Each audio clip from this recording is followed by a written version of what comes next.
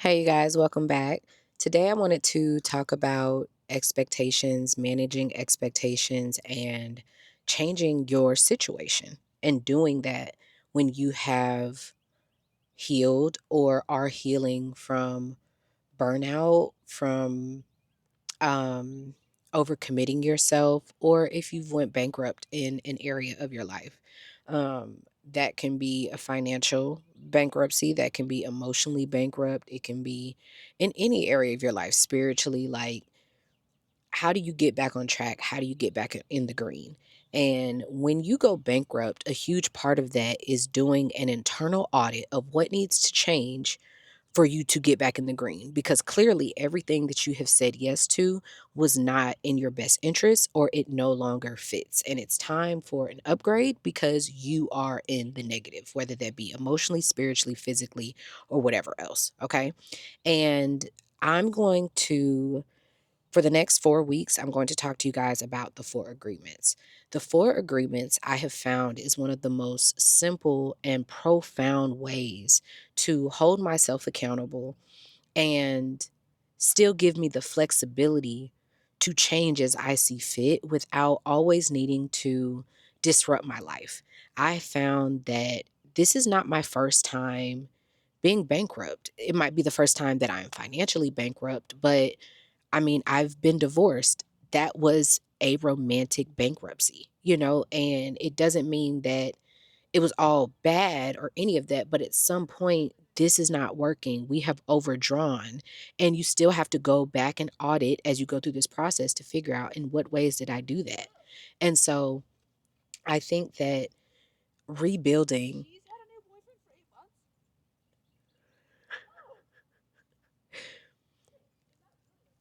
and so I think that rebuilding is not necessarily what has exhausted me the most. I think what has exhausted me the most through this bankruptcy is that when you go bankrupt in one area, it starts to affect other areas of your life. And so, yes, I was going financially bankrupt, but I think the cherry on top was that I was going through emotional bankruptcy as well, because I was realizing that a lot of my decisions when it came to business or whatever were also affected or affecting my emotional relationships, whether that be with my son, whether be realizing that I integrated my career community with my support community. It was a lot of realizing, like, hey, this doesn't work for me. And if I had spoke up about it sooner, then I would not have put myself in certain like, I was overcommitting myself to things that didn't align.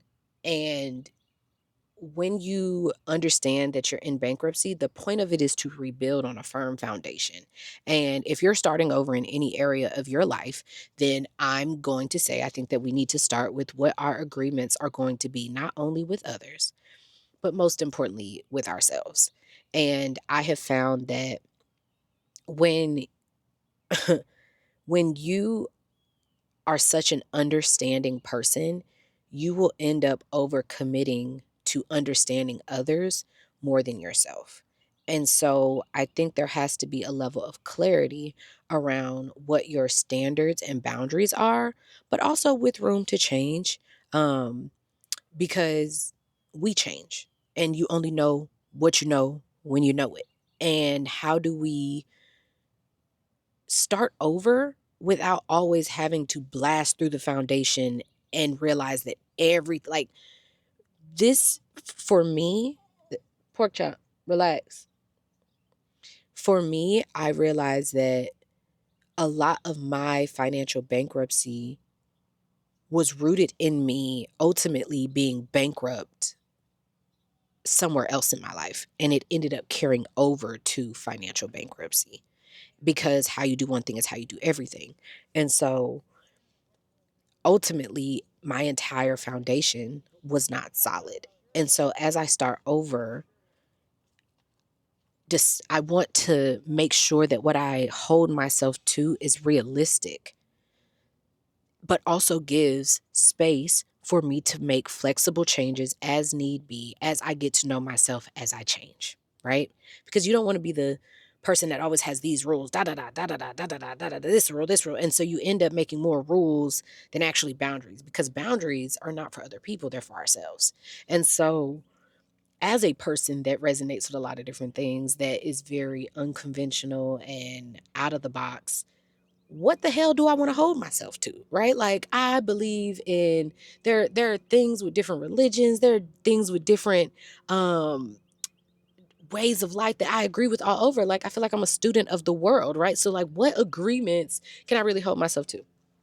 And that is where this book comes in. You can read it, or you've probably heard of it, or you've seen it. It's a very, very small book. It's called The Four Agreements. And I realized that, just as a person that loves self-help books, this book is the one that I can say I resonate with the most. I think it is the most simple, and I think that you don't really need much more than that. If everything that I believe stands on a foundation of self-love, self-worth, and these agreements that I can mentally check in with and say, does this violate this agreement with myself? And if it doesn't, okay, move forward.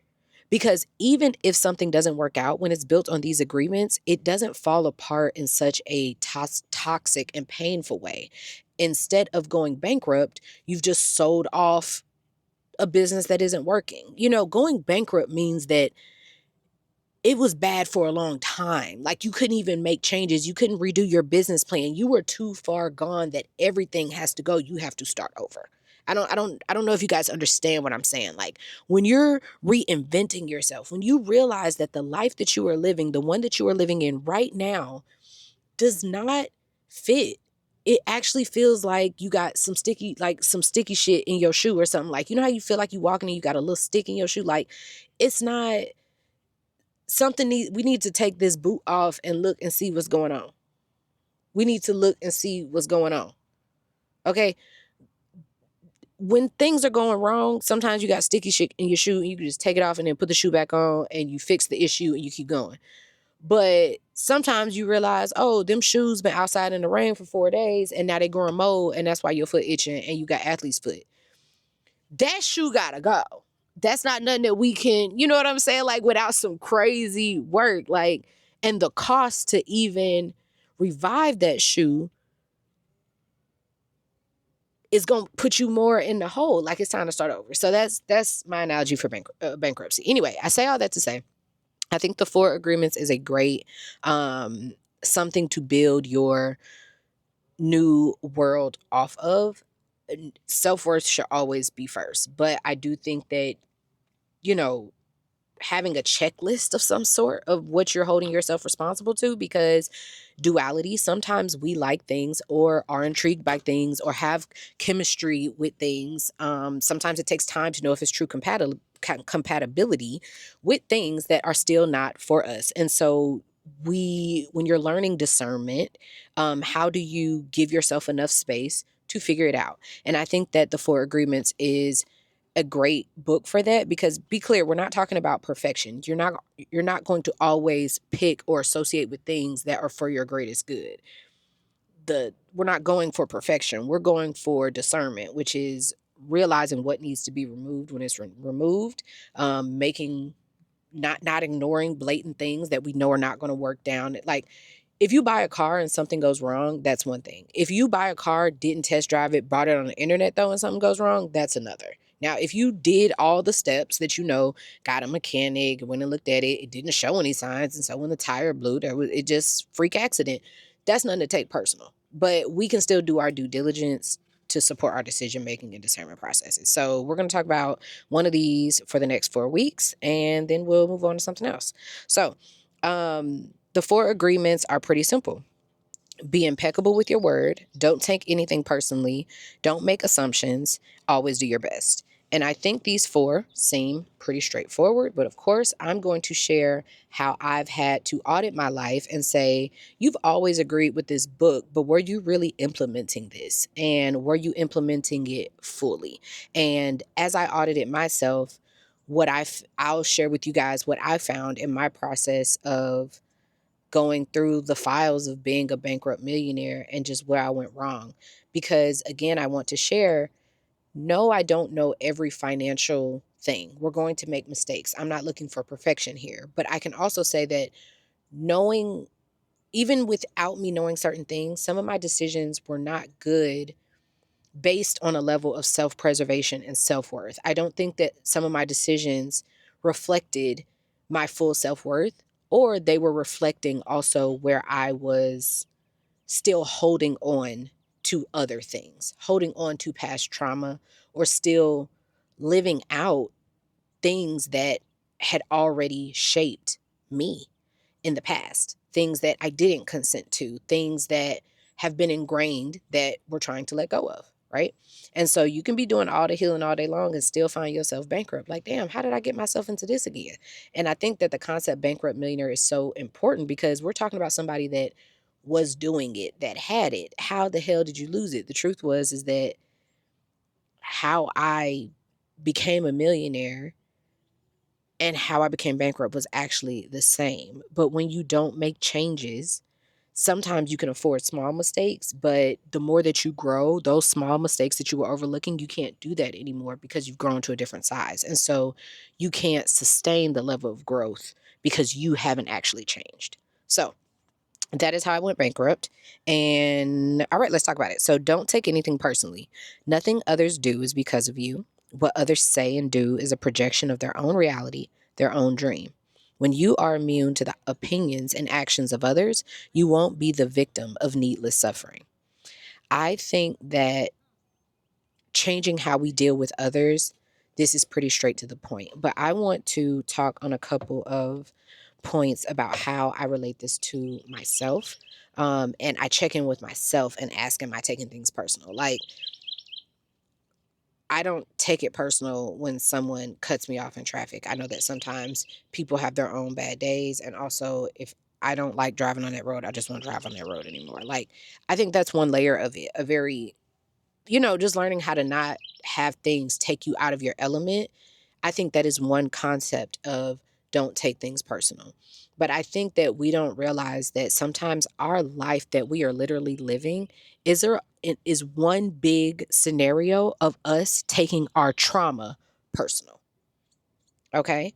And my example is going to be that, or here, let me give you some examples that I also think are what falls under that. When we take our trauma personal, you end up building a life that is in response to the trauma that you endured, whether it be in the positive or the negative. And I became an overachiever to the point that I had took on a whole business and created a business that was built on showing up for the community for something that they did not even ask me for. I had reached $1 million, and despite me having my own dreams and things like that, I invested all of that money into a project doing a field I had never done before.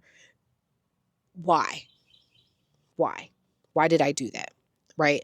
And that's a conversation for a whole nother day.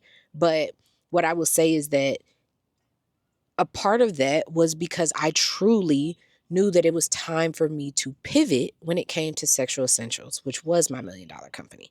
It was time for me to pivot. Do people think I really wanted to not do that company anymore? I mean, I was making so much money.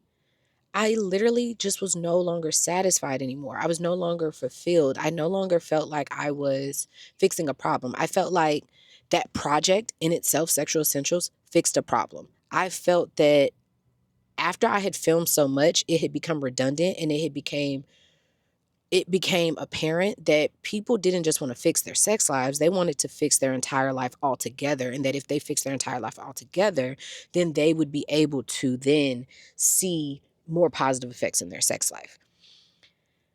That burnout in that company, though it was a beautiful company, a lot of that burnout was because the company was also created in a passion to rectifying the trauma that I had endured growing up. I felt on a certain level that my dad would not have harmed me had he had proper, positive places to express himself centrally, and if people that were in love could have better intimacy, they would be more satisfied, and people would get hurt less. I thought that I could educate myself through the healing. And I was working so hard to understand. I was working in overdrive to create understanding around intimacy to help me understand why he would do something like that.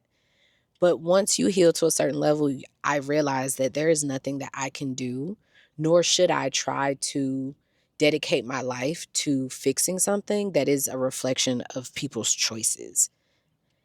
That was me taking my trauma personally. I built a business around what affected me.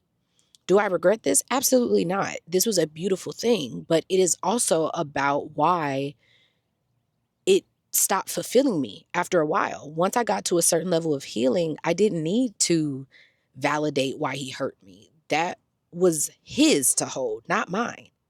It did not reflect my self-worth or my self-value. I understood it. And at that point, I stopped taking it personal, and I didn't have as much of an attachment or fulfillment with sexual essentials. I cherished it, but I wanted to, I'm here for service. I want to help. I want to help. And I felt that as long as I didn't delete sexual essentials and all the content was available, which is why I created the Patreon, that people will find it as they need it. But I wanted to move on to helping people to understand how to change their life altogether. And I thought that because other people were not making the same amount of money, because a lot of people didn't know how to get to where I was in my business, that I needed to create something to help them.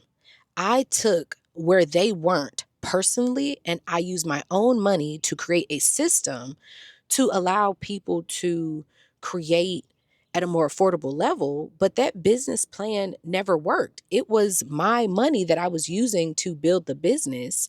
And I believe that on a certain level, I took what others didn't have, the support they didn't have, even though I felt like they deserved it. I took what they didn't have personal. I took it personal as if it was my responsibility to handle. And so when we say, how are we overcommitting ourselves? How are we getting burnt out? How am I going bankrupt? How did I go bankrupt? Dang, did I really sign up to be the PTA mom, the soccer mom, and the whatever? Like, and I said, oh yes to all the the book clubs being hosted at my house. Like, did you? Why are you overcommitting yourself to all those things? Because you think that the kids should have had that because you should have had that when you were growing up? You never got to be in any club. Your mom never came to any club. She was never a club mom. She never did PTA mom. Your parents were never there. Did you take it so personal that you feel like you have to say yes to every single sign up thing there is? Like, what are you doing in spite of what has happened to you? And are you sure that you're not taking it personal? So, when you pause your own race for others to catch up, you are taking where they are personal. Because what does that have to do with you? What is what does that have to do with you? And I'll give you another one. Avoiding mistakes because you're taking the process personal. So what about you guys that are stuck in freeze mode? You are sitting on an idea that you want to do. You're living this life that you want to make changes, but you feel like the thing that you want to change to, you're going to have to start over. So maybe like you're career bankrupt. Maybe you feel career bankrupt. You want to change your line of work. You have 10 years of experience in accounting, but you want to become a fitness instructor, but you're overweight.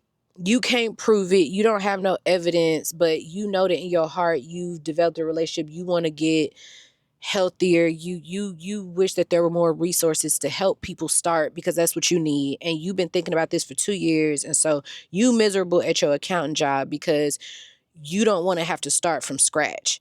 And more than that, you don't want to have to start with yourself, fixing yourself, getting yourself together. So that way then you can have the confidence to help other people because you know that you love Krispy Kreme donuts and it's been taking you 2 years to lose 50 pounds. So the fuck what? That it took you 2 years to lose 50 pounds. Why does the process ever have to end? Like, is eating a Krispy Kreme wrong? Because you didn't get abs, but maybe you lost 10 pounds. Like maybe having it feels like we start taking the measurements and the metrics of what it is that we desire to do personal. Like, and we start taking how we come off to others. We take how they might view us personal. I don't care how anyone views me as long as I like how I view myself. I can't take it personal because I'm not judging them unless you are judging other people. And maybe that's why you think that you should not do whatever. I don't care what other people think of me because I don't really care. I don't really think about other people.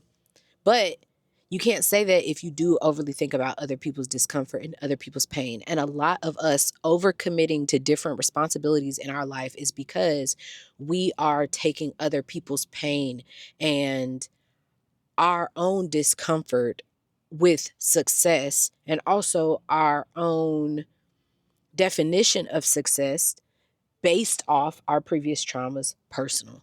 We are taking all of it personal. We are taking our upbringing personal. And so we are not giving ourselves the space and capacity to start over and become someone new in small ways. You don't have to jump off the porch and quit your job and become a fitness instructor. You could be an accountant that does love numbers and just start a weekly walking group. Like, you don't have to monetize everything, but when you discard things that you feel a desire to do because you're taking the metrics personal, the metrics such as how many views you might get, how many people might show up.